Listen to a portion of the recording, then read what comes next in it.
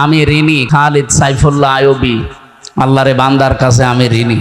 ভেতরে তো আসলে কেউ কারো না, এমন একটা জায়গা, ওটা একটা আলাদা জগৎ। আর জালেমরা আমাদের সাথে এমন আচরণ করেছে, 24 ঘন্টা তালা লাগিয়ে রাখতো, এরপরে দিয়ে রেখেছে সিসি ক্যামেরা, বিশেষ করে আমারে আর মামুনুল হকরে। কেউ যেন আমাদের সাথে কথাও না বলে, দেখাও না। ওখানে কেউ যদি একটু তাকায় আমার দিকে ওনার দিকে, ওই একেবারে ডাইরেক্ট খবর হয়ে যায় জায়গা মতো। সে এখন ওর চাকরি নিয়ে টানাটানি, আমার দিকে তাকাবে কি করে ওই দূর থেকে। আর যারা আসে অধিকাংশ পাহারাদার গুলো দেখতাম সব হিন্দু, দেবদুলাল, সুব্রত বালা, আশিক কুমার, নয়ন ঘোষ, এত সব আল্লাহর ওলির নাম বলছি। এর কাছে কোনো আলেম সালেম আছে? ওই দূর থেকে যদি বলতাম যে দাদা সব সময় তালা লাগিয়ে রাখেন, 3 বছর একটা ঘরের ভেতরে, এইদিকে 3.5 হাত, এদিকে 2.5 হাত, আর সামনে আবার পায়খানা দেওয়া, ওর ভেতরে সব 24 ঘন্টা এভাবে দিয়ে রাখেন। একটা বই নিয়ে আসতে পারেন, একটু পড়তাম। ও বই নিয়ে এসেছে বঙ্গবন্ধুর আত্মজীবনী, পড়ে আমি করবো কি? হুজুর এর ভেতরে জ্ঞান আছে।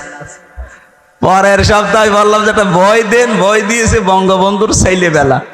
আচ্ছা আপনি আর বই পান না?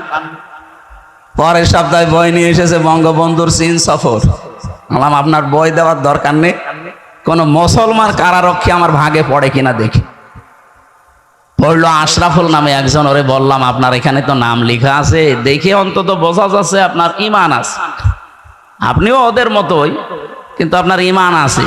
আপনার নাম যেহেতু আশরাফুল, আপনি এটিএম আজহারুল ইসলামের কাছে যাবেন, ওই বিল্ডিং এ আছে হিমেলে, বলবেন হামজা বই চেয়েছে, দেখবেন বই কারে বলে উনি দেবে।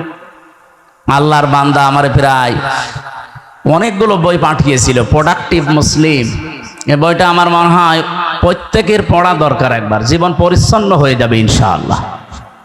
এরপরে পাঠিয়েছিল তাফসিরে ফি জিলালিল কোরআন, তাফসিরে তাফহিমুল কোরআন, তাফসিরে ইবনে কাসির, তাফসিরে মারিফুল কোরআন, এইগুলো উনি পাঠিয়েছিল। কারণ উনি আছে আজ 13 বছর।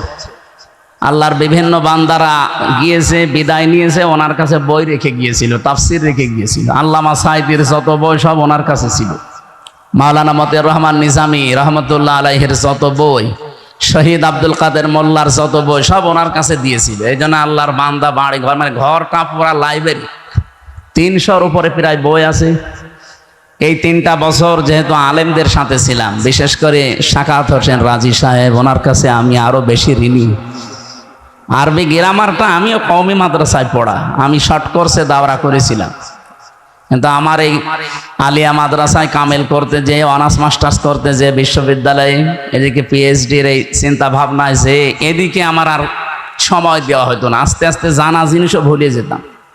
কিন্তু 3টা বছর আল্লাহ এমন একটা সময় তৈরি করে দিয়েছিলেন, ফাঁসির কন্ডেম সেলের ভেতরে, আর উনি আর আমি পাশাপাশি রুমে। ওনার কাছে আমি অনেক ঝালাই করে নিয়েছিলাম। আল্লাহর বান্দা রাজি সাহেবকেও আল্লাহ যেন কবুল করেন। বাড়ি মনে হয় কুমিল্লার সন্তান, ফজলুল হক আমিনী রহমতুল্লাহ আলাইহির জামাতা উনি। সম্মানিত ভাইরা, আমার শরীর এখনো পর্যন্ত স্বাভাবিক হয়নি, কারণ ভেতরে ওরা এমন কিছু করেছে, আমার মাঝে মাঝে এখনো পর্যন্ত এলোমেলো হয়ে যায়। এই যে 8-10 দিন ছিলাম আমি ভেতরে হাসপাতালে, এই সাইডটা ডাক্তাররা বলছে, আমি সিঙ্গাপুরে, মালয়েশিয়া, থাইল্যান্ডে, ইন্দোনেশিয়া, অনেকগুলো দেশে ঘুরলাম, যেখানে যেখানে দেখিয়েছে ওরা বলে এই সাইডটা একটু সমস্যা হয়ে এখনো আছে, কিন্তু সময় লাগবে স্বাভাবিক হতে। আপনি রাত জাগবেন না, সর্বোচ্চ রাত 10টা 10:30টায় ঘুমিয়ে পড়বেন, কিন্তু এই মাহফিলের জগতে এসে মানুষ কথা শুনবে। এরা আসলে তোলে রাত 10টা 11টা 12টায়।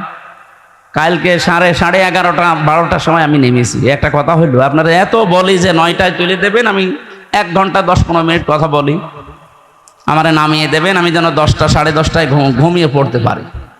যে গরু দিয়ে চাষ করে খাবেন, ও গরুই যদি মরে যায়, আমি তত কিছুদিন বেঁচে থাকি নাকি আমারে মেরে ফেলবেন? আমার রিমান্ডে প্রথম নিয়েছে, টর্চার করেছে, আমার জীবনে ভোলার মতো না। এইরকম একটা চেয়ারে বসিয়ে এই হাতের সাথে ক্লিপ লাগিয়ে দিয়েছে। আমার আগে একজনকে নিয়ে গেল, ওরে দিয়ে আমারে দেখাচ্ছিল যে এইভাবে করে কিন্তু আমরা